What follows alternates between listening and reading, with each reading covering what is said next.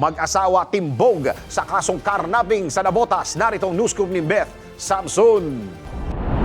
Pasakamay ng Navotas Police Warrant Section ang mag-asawang fish vendor nang maaresto sa kasong karnaping. Kinilala ni Navotas Police Chief Police Colonel Mario Cortez ang mag-asawang sina alias Edmar, 42 at alias Jinky, 32, pawang residente ng Sipak Almacen, Navotas.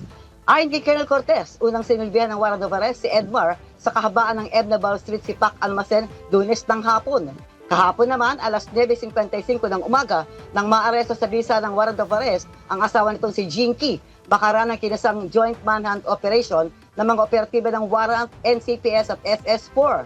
Ang mga akusado ay naharap sa kasong paglabag sa New Anti-Carnapping Act of 2016 na may piyansang 300,000 pesos bawat isa na kasalukuyan ng nasa kustudiya ng Navotas City Police Station. Metro Patrol Beth Samson para sa Himpilang Metodong Lakas, DWIZ, nagbabalita ng tama, naglilingkod ng tama.